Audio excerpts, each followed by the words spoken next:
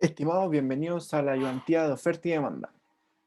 Ya en la ayudantía anterior ya empezamos a introducir lo que correspondría a la curva o función de demanda, algunas determinantes, vimos la elasticidad de la demanda y ahora vamos a ver cómo interactúa en el mercado con la oferta, que es desde el punto de vista desde el productor, ¿ya? Entonces, concepto de hoy día entonces, la demanda, la oferta, los supuestos que hay detrás del modelo, el equilibrio competitivo cuando se logra y luego después vamos a ver en el contexto de competencia perfecta, en un mercado de competencia perfecta, ¿ya?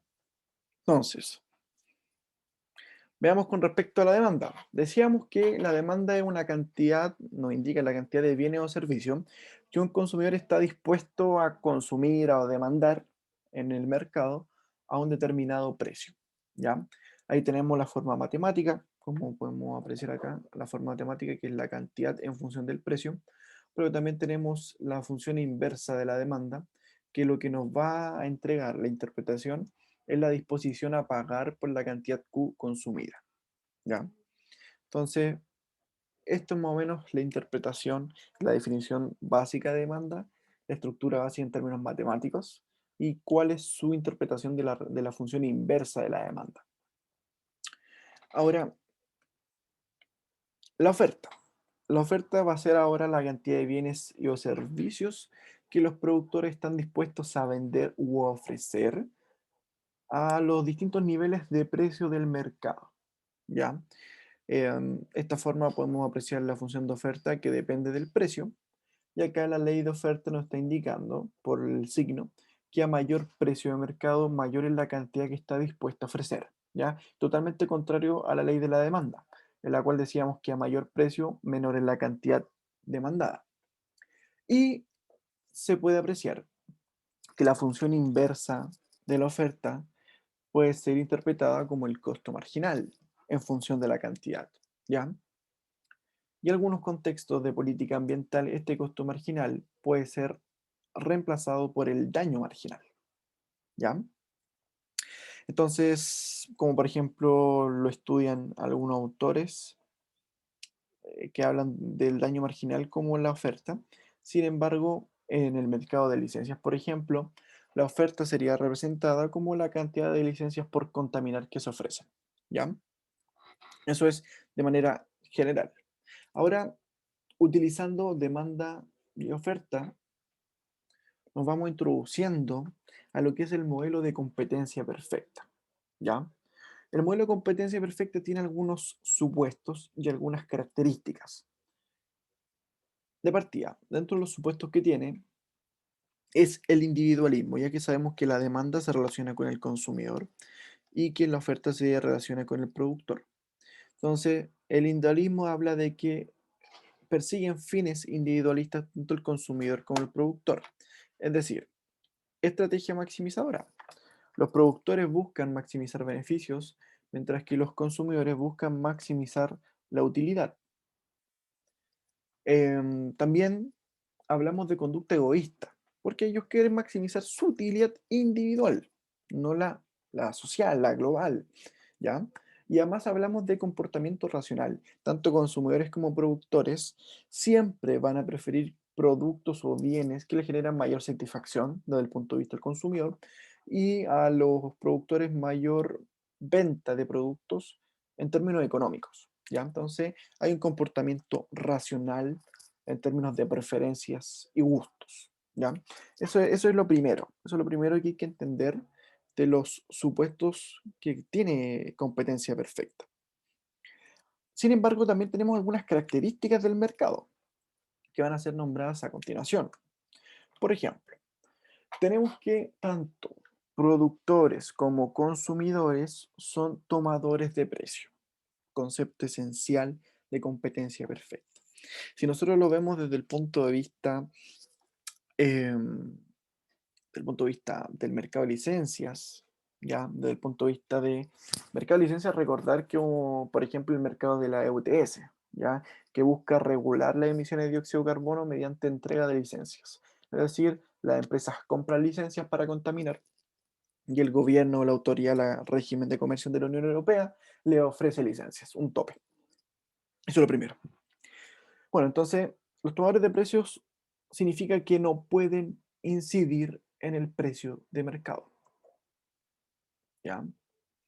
Generalmente esto ocurre porque, por ejemplo, las empresas demandantes representan una porción muy pequeña de la industria del mercado total, ¿ya? Por eso son tomadores de precios, aceptadores de precios y no fijadores de precios, que es lo contrario, ¿ya? Es decir, fijadores de precios cuando tienen poder en el mercado. Hablamos de gran número de compradores y vendedores, es decir, existe un alto nivel em, de personas que consumen el bien y gran nivel o alto nivel de vendedores, ¿ya? Hablamos también de homogeneidad del producto. Dentro de la homogeneidad del producto tenemos que tenemos lo siguiente, miren, vamos a hacerlo de esta manera. Tenemos una empresa uno, una empresa 2 y una empresa 3 que vende este producto, este producto, este producto. Si nos damos cuenta, los tres son homogéneos, son iguales.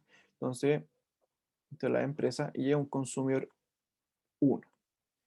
Cuando va a elegir entre consumir este bien o este bien, no puede distinguir en términos de calidad o de gustos porque son todos iguales. Ya hay homogeneidad en el producto. Sin embargo, podemos descartar entonces la presencia de diferenciación tanto vertical como horizontal. Esta diferenciación vertical o horizontal se da por calidad y gusto. ¿Ya? O sea, por ejemplo, este bien es igual en términos de calidad que el segundo, que el tercero. En términos de gusto, el consumidor tiene la misma preferencia por ambos tipos de bienes, o por los tres tipos de bienes, perdón, ¿ya? Eso nos referimos con homogeneidad del producto. Cosa muy importante, porque si yo relajo el supuesto de homogeneidad del producto, podría ocurrir lo que hablábamos de diferenciación. Entonces, ahí podría depender de un parámetro de gusto, por ejemplo. Por ejemplo, que la primera empresa tenga una mayor relación con el consumidor o así sucesivamente. Bueno, y la cuarta característica es la libre entrada y salida de las firmas. Se habla de que pueden entrar empresas al mercado sin ninguna barrera de entrada, costos o por el estilo, y lo mismo en la salida de firmas, ¿ya? Y por último se habla de información perfecta, es decir, se conoce en términos de información entre empresas las reglas del juego, cómo se regula, cómo se mueve el mercado, ¿ya? Existe información perfecta, no existe asimetría de información, por ejemplo, ¿ya? Ese es uno de los requisitos de competencia perfecta. Sin embargo, estos supuestos pueden ir variando, ¿ya? En la realidad es difícil que ocurra la competencia perfecta. Sin embargo, en estudios de artículos científicos, de literatura, se asume competencia perfecta en algunos tipos de mercado, como el mercado de licencias, ¿ya? Ahí, en ese caso, se asume competencia perfecta, por lo tanto, estos supuestos también se asumen de alguna u otra manera, unos más fuertes que otros, ¿ya? Entonces me gusta el concepto de requisitos de libro, estas son las características del libro de competencia perfecta, pero otros son los requisitos características de la realidad, ¿ya? Por eso más o menos para que tengan presente cómo funciona el mercado de competencia perfecta. Ahora, cuando tenemos la oferta y la demanda, nosotros generamos el equilibrio competitivo. ¿Ya? El equilibrio competitivo, desde el punto de vista más básico en la teoría económica, hablamos de la intersección entre oferta y demanda. ¿Ya? En el punto que se intersectan tenemos el precio de equilibrio y la cantidad de equilibrio. Sin embargo, existe un fundamento detrás de esto. ¿Ya? Hay un fundamento de partida con el teorema fundamental bienestar 1, ¿ya? De la teoría del bienestar, en la cual hablamos que todo equilibrio competitivo es un óptimo de Pareto, ya en términos de teoría, y además decimos que ocurre un market clearing, ya es decir, todo lo que se oferta se va con la demanda, o dicho viceversa, todo lo que se demanda se satisface en el mercado, ¿ya? Y es como lo podemos representar en la siguiente lámina, en la cual tenemos la función de oferta con pendiente creciente y la función de demanda con pendiente decreciente, ¿ya? Y el punto de intersección entre ambos se genera el equilibrio competitivo. ¿Qué significa ese punto? Este punto que tenemos acá. Este punto que tenemos acá nos está indicando que el valor que cuesta producir esa última unidad Q para el productor es igual al valor que tiene, es el valor que tiene para el consumidor esa unidad. ¿Ya? ¿De dónde surge esto?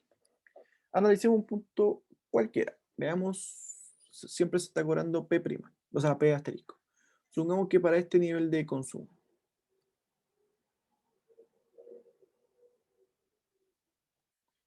para este nivel de consumo, para este nivel de consumo, ya. Para este nivel de consumo, entonces tenemos el siguiente, vamos a poner precio del consumidor,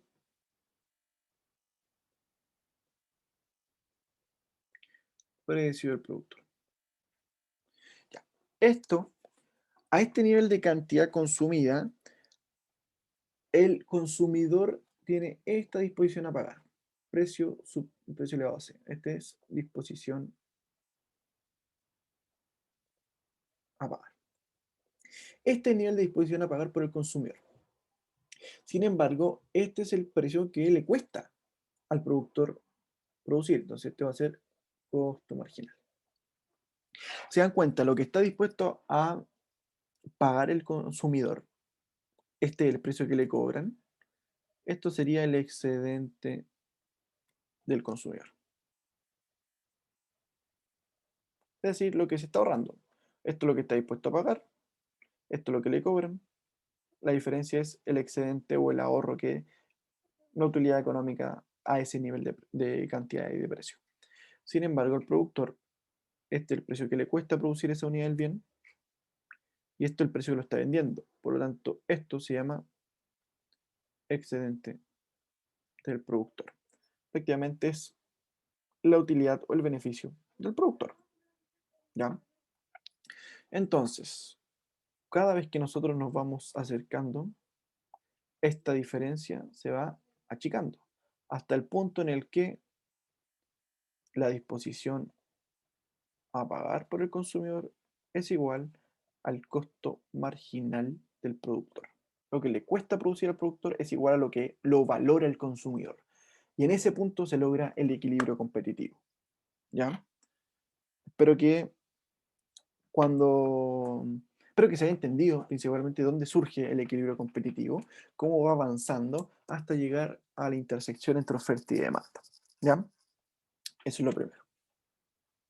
Continuando entonces con este equilibrio competitivo, que esta es la clásica intersección oferta-demanda, aquí vemos las pendientes, estas pendientes pueden cambiar, también pueden haber desplazamiento de la función oferta y la demanda, así que todo eso tiene eh, distintos tipos de interpretación, ¿ya? Bueno, continuando, tenemos aquí un ejercicio clásico de fundamentos de economía, en la cual se piden calcular las cantidades de equilibrio, tanto en producción como en precio, después determinar la elasticidad de la demanda y por último analizar cuándo la oferta es perfectamente elástica y es perfectamente inelástica. ¿Ya? Entonces, tenemos la oferta y la demanda, sabemos que el cruce entre ellas me genera el precio equilibrio y la cantidad de equilibrio. Por lo tanto, vamos aquí a hacer lo siguiente. Igualando estas dos funciones, A menos P es igual a C más P, se dan cuenta de esto que A menos C igual a 2P y el precio es igual a menos C medios. Tengo el precio de equilibrio, como va a aparecer a continuación en la siguiente lámina. A menos C partido en 2, precio de equilibrio. Reemplazando este precio tanto en la oferta o en la demanda, da lo mismo porque es la intersección de ambos puntos, tengo la cantidad de equilibrio.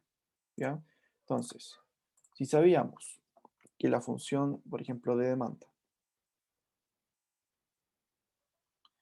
es igual a menos P, si yo reemplazo el precio acá, esta ecuación acá, me va a dar la cantidad de equilibrio. Entonces Q es igual a menos A medios más C medios. Esto queda que Q es igual a medios más C medios, que es equivalente a la expresión que tenemos por acá. Acá tenemos el precio y cantidad de equilibrio, de forma genérica, obviamente.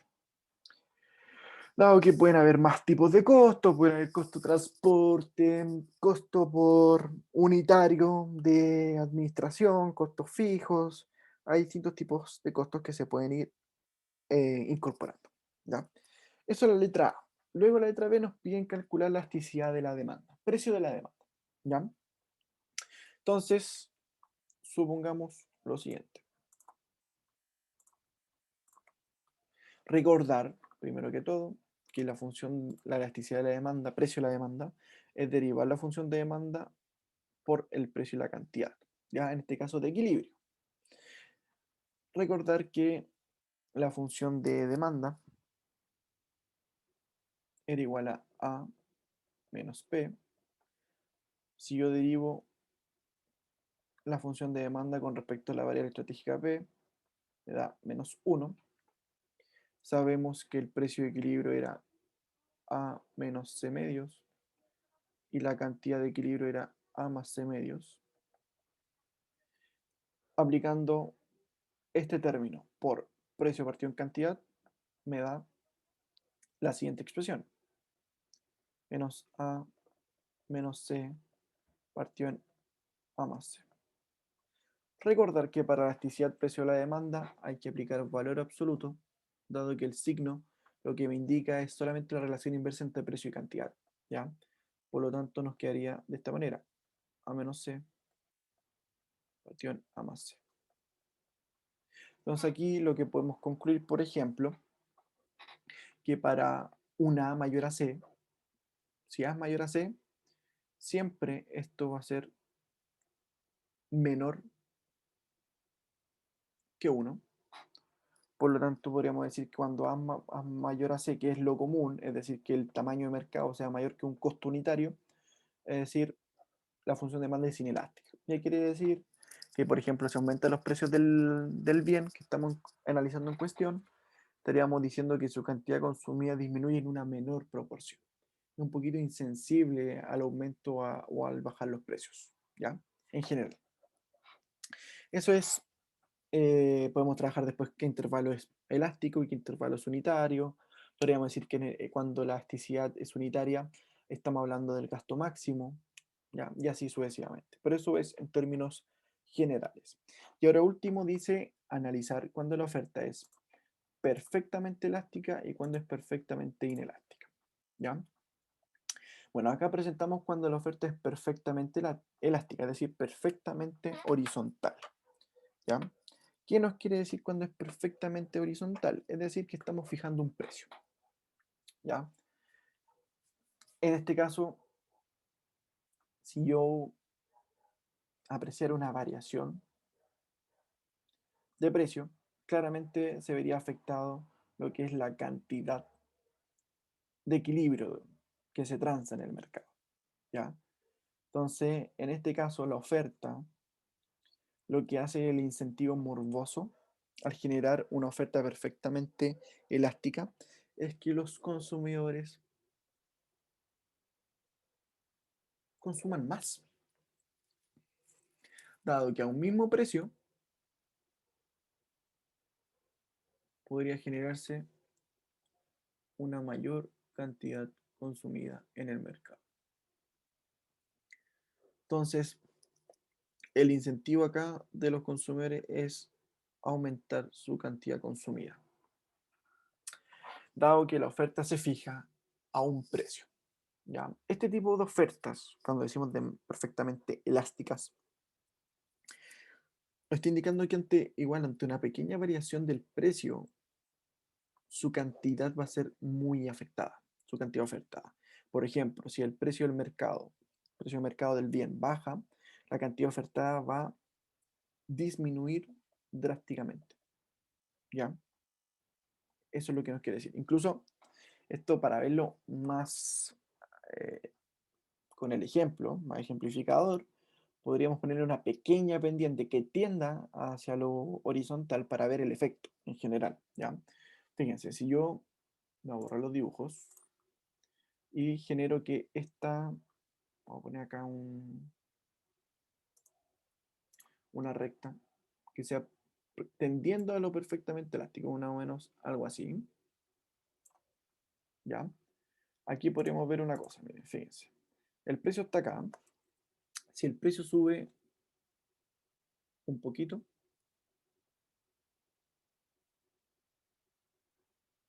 la cantidad que aumenta es bastante. Subió esto en proporción del precio inicial, pero aumentó en esta proporción, ¿ya? Sin embargo, si teníamos, por ejemplo, un precio por acá, cuando yo bajo el precio en esta proporción, fíjense lo que pasa en la cantidad ofertada. Disminuye en toda esta proporción. Disminuye todo esto en función a lo que se redujo en precio, ¿ya? Eso significa una oferta perfectamente elástica. Ahora analicemos el caso de una función de oferta perfectamente inelástica, es decir, cuando es perfectamente vertical. Este tipo de oferta es cuando se quieren fijar cantidades, ¿ya? Existen varias aplicaciones en las cuales se pueden fijar cantidades, ¿ya? Eso depende del regulador. Principalmente con objetivos medioambientales podría ocurrir de que las cantidades se fijen en un tope, ¿ya? Como aparece ahora en el gráfico a continuación. Fíjense. Cuando se fija la oferta, sea perfectamente inelástica, lo que me está indicando es que la cantidad se tranca, ¿cierto? Entonces, ¿cuál es el incentivo de la empresa? El incentivo de la empresa en este caso podría ocurrir que la demanda se empieza a reducir, o sea, desplazamiento negativo, porque a un menor precio, aquí, bueno, a un menor precio podría consumir el mismo nivel, ¿ya? Entonces, aquí en este caso el incentivo es el contrario. Entonces, recordar que este tipo de oferta lo que hace, además de fijar un límite en cantidad, genera variaciones en lo que es el precio. Cantidad fija, variación en el precio. En cambio, cuando la función de oferta es perfectamente elástica, como vimos anteriormente, se fija el precio, pero varía la cantidad, ¿ya?